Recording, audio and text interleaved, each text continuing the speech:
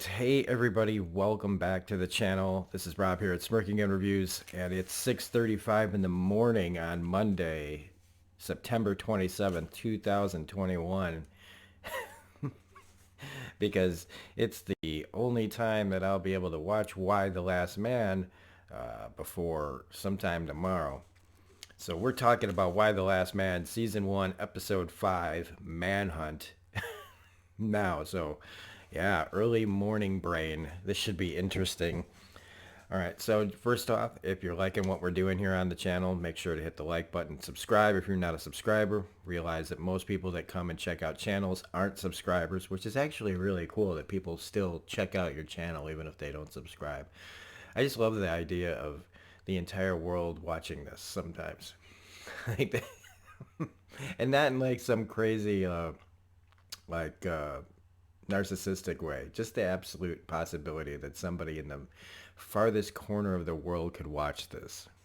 I don't know. I always just find that fascinating. So anyway, yep, this is early morning. Yep, this is how it's going to go probably. And my voice got deeper because of early morning. So, Manhunt. All right, so we got two stories going on here. We got the search for Allison Mann, who is a comic book character from the series. I was looking forward to this. Each little step gets us further and further along, and I think that once we get this season done and we get into season 2, I think once we've really seen this world, we'll start to really see more stuff, and it's not an excuse because I can still see how people will feel about this because this isn't like a big action series. There's a lot going on, but this isn't The Walking Dead. This is more Handmaid's Tale, where it's character and dialogue and people getting from point A to point B, and learning and just moving pieces along the way. So for people who like a slow burn, for people who like good character development, for people who like to slowly pull back the curtain on the mysteries of the show, this is for you. If you're looking for the next Walking Dead, you should just get out right now. Okay? There's a lot of things, and if they that are possible for this show, whether or not they do them, whether or not they pull them from the comic, or they make up something similar to fill that gap, I don't know. But this is also like the perfect time for this series to come out. And I know I'm being me and talking like this because I don't just jump right into the episode. Because, you know, if you are new, this is what we do. We talk about how things make us feel. Yep, we're touchy-feely that way. But this is a perfect time for this show to come out because of the state of our country. The state of the United States if you don't live here. And it shows right at the beginning where it says racism is as American as baseball. And I was like, man, I love that. I mean, I hate it, but I love it because it's true. It's so true. And while the men may be dead, we find out that there's a lot more people that died, you know, than just people that, you know, the standard Y chromosome guys that just passed away. Now, I could run down the list of why racism is as American as baseball. And if anybody really wants to hear my opinion on that topic, we can get into it. I was fully prepared to go off on a long ass thing, but I'm not going to. Unless it just kind of comes out over the course of this review. So they're looking for Allison Mann, a geneticist who is at Harvard, and she could hold the answers, or at least help find the answers to why Yorick survived and how do we figure out how to stop it, how to maybe clone Yorick, how to reproduce what happened so that if people have kids, right, if they go to sperm banks, they start having kids, and then they can reproduce males who then will grow up and be able to reproduce and stop this basically a extinction level event, because that's where it's headed. You know, there's only going to be so much sperm. So the idea is to start being able to clone, either clone or get the baby train rolling again, because eventually, if that's not figured out, I mean, it'll be a slower extinction, maybe take about 100 years, but it'll happen. And so while everyone else is fighting about who's responsible, there are things that have to be done and quickly. And as we find out over the course of the episode, and it's something that just should occur to everybody anyway, is that animals too, right? This happened to animals too. So, and animals, a lot of animals have a lot shorter lifespan than people. So, does that mean that it affects, like, let's say, we all know about like mammals and reptiles and stuff. What about insects? If bees can't pollinate, like if bees can't make male bees, then what happens to the bees and everything else? Like, so this is very important on every level. Because if you can't figure that out, like it's not just people being able to reproduce, it's the entire ecosystem that will fall and fail and die. And that's pretty crazy. Now, on their way to find Allison Mann, she goes to 55, goes to a military, goes to Harvard where the military is holding it because they're protecting the buildings from the masses. They're trying to get in. She wants to know, like, why don't you just let them have the buildings? Well, here's the thing. People can't be trusted. you know, I like it's absolutely reasonable to understand why people would want to get in there and try to find the answers on their own. But we, as a whole, people can't be trusted to do these things. There's only so much truth people can or should have. It's just a fact because we don't handle things well. Look at, again, you need proof. Look at what's happening right now, and we're still operating. We haven't lost all the men. We haven't lost all the women. We've got a pandemic still going on. People are pretending it's not happening still. Do I need to say more? If we can't handle this, if we can barely handle this, I should say, right? Then how do you expect people to handle something like this? And you are really protecting people from themselves. I always think about, and again, yes, everything on here eventually will probably go back to they have some kind of X-Files connection. But it's like what, Mulder's search for the truth about aliens, right? And Cancer Man, cigarette smoking man, is the guy that's like in the face of the like government that's in the way of that truth. Now, you think about what if people knew about the existence of aliens, extraterrestrial life, even the hint of it, right? Has people running to Area 51 to like expose the truth and everything. And but what happens when you get those answers? What happens if you find those answers? What are you going to do with it? People want the truth, but when they find it, a lot of times it's not going to do them much good. And maybe that's just naive of me. Maybe some of you will completely disagree, and I completely, like there's going to be there's a ton of opinions on this kind of thing and how to handle this kind of thing, and people that are very anti-government and people that'll be very pro-government and blah, blah, blah, blah, blah. Opinions, again, are like assholes. We all have them. This is just mine. Feel free to disregard it. But this is just what I feel. I don't just believe, but I feel things, and this is what I'm feeling. Now Yorick gets himself, of course, in another close call here. Thankfully, they've been able to use the mistaken for trans it's gonna become a cliche probably for this show, but it's a good one to have because he's mistaken for trans again. Well, not again, but that's happened already in this episode in this series. But it was reasonable for him to have to get off the street. You know, you hear all that gunfire coming. What are you gonna do? So he's able to use his escape, skills to get into a building where he finds a printing press, where he gets to see another side of things. People blaming his mother, because that's again, this is what we happens. We need somebody to blame. Jennifer Brown is the face of the government. She didn't. There's gonna be so much once all this really all comes out. Like once we peel back everything. I mean, let's face it. Yorick is alive. Ampersand's alive. They happen to be Jennifer Brown's, son.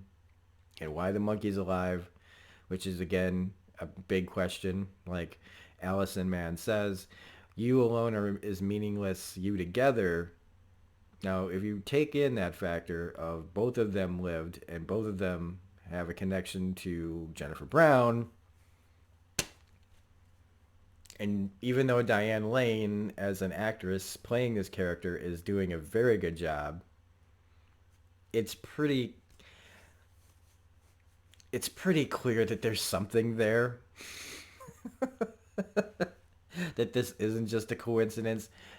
The real answer is what is the level of why Yorick, like what Jennifer knows about Yorick's survival, and even I don't remember from the comic.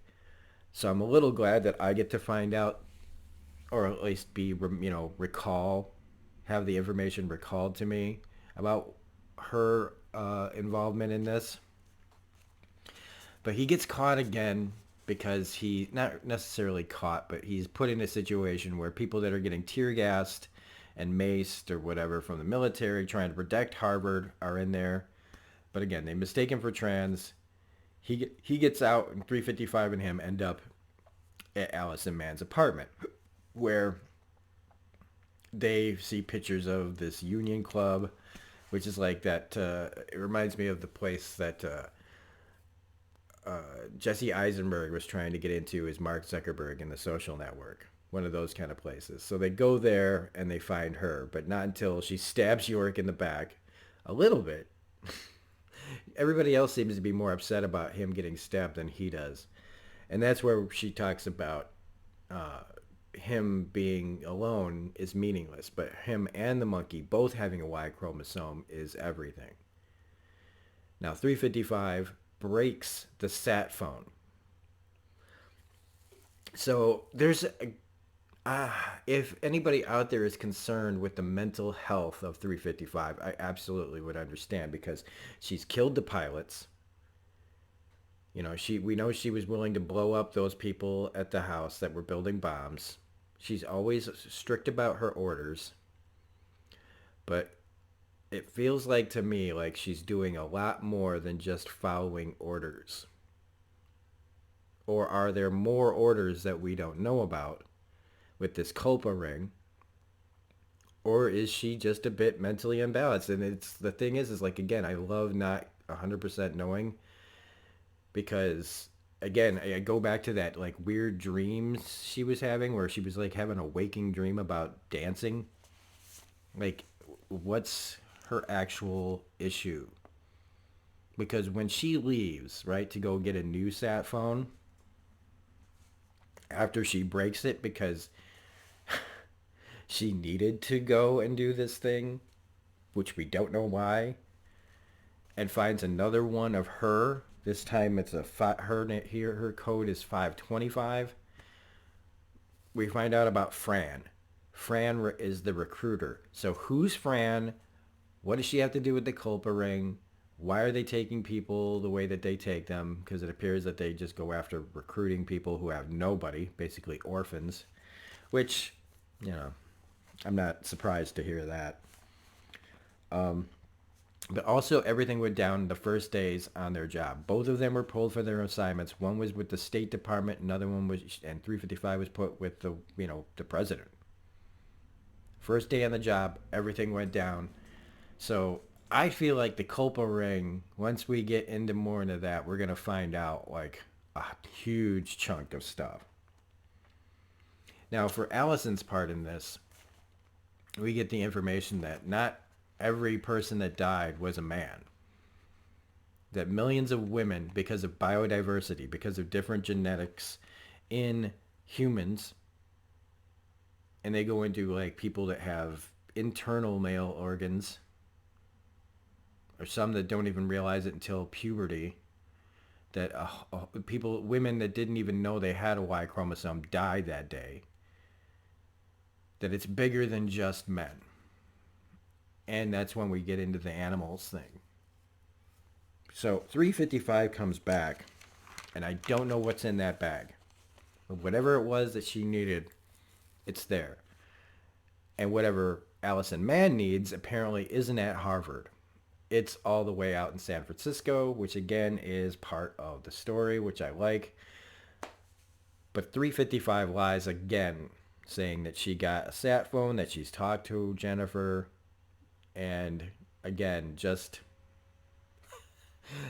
continuing the subterfuge.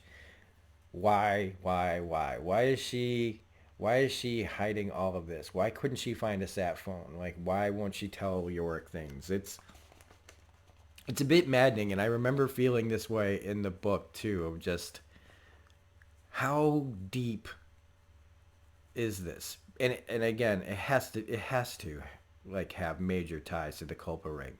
So even though 355 says she takes her orders from the president, I think she takes her orders from someone else too. And did she kill 525?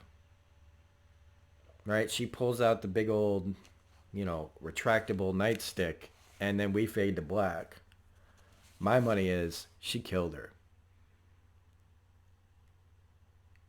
But we might not know. Maybe they'll show in a flashback. So the other part of this story is what's going on in Washington and the return of this Oliver lady. So welcome home, racist. She's our female Trump. She's our female. Well, I guess Marjorie Taylor Greene is a female. If you.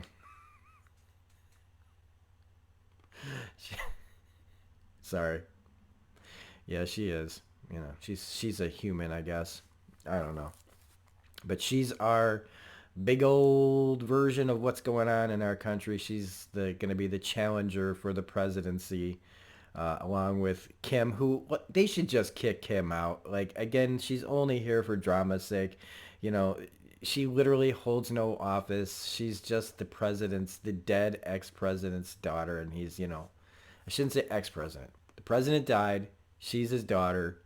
She holds no power. Get the fuck out. But they need her to cause drama. She's going to be the instigator. She's going to be the fire starter. And now that the like when she came in the chair and she's got the American flag on her hat, and it's baffling to me now. Well, not baffling. It's so crazy to me now. Like, we used to associate the people that had the flag on as patriotic, and now you're telling the whole world what a fucking nut you are. And not in all cases, and I hate to, like, there's plenty of people who like the American flag that aren't a big nut job, but they have been, like, they're the ones that are out there with American flags all over themselves, and they don't even realize that everything that flag stands for is not what they mean it to mean. Like, it's not what those assholes that feel and think these ways that are just fucked means.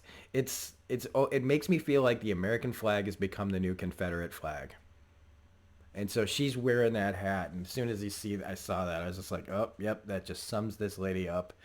And that look on her face, I don't know if anybody told her to have that look on her face, but it is the face. I can't explain why I feel that way. It is the face of the enemy. That expression on her face is the face of the American enemy. I think maybe her face just reminds me too much of Marjorie Taylor Greene. I don't know. But you can just tell there's going to be a problem. She's being smug, but she's being forced polite, as I'll call it.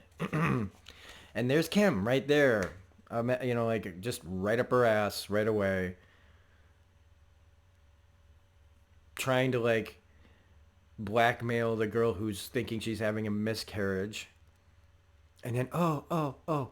And I guess that's her way of trying to humanize this character by her being in the room and helping her in the doctor's office with, seeing the heartbeat and everything because she lost her kids and now she's stealing kids' toys and hoarding them in her purse. And she's had a major trauma. I'm not going to say that her losing her kids isn't a tragedy, but it's also fictional.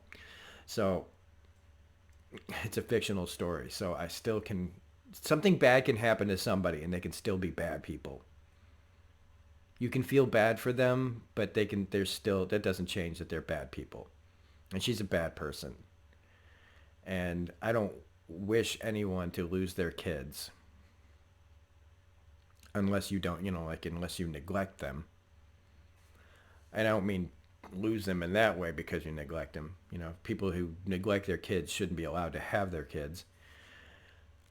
But it doesn't change the fact that she's there, and it's just, I, I'd say I hate, like she's playing this really well, and normally I would say that I love her so much, I love to hate her so much, but I just hate her because of what she represents in how she's too close to everything and too accurate to everything that we see every single day.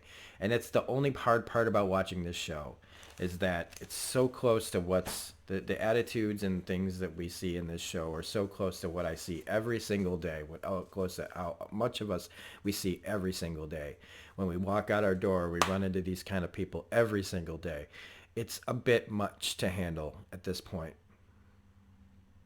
So if I'd had to make a real complaint about this show, it's just that it's a bit hard to start my week with a show like this that has me looking and having to listen to people that I face every single day at my job, out in the world, wherever you go, you run into these people and it just sucks.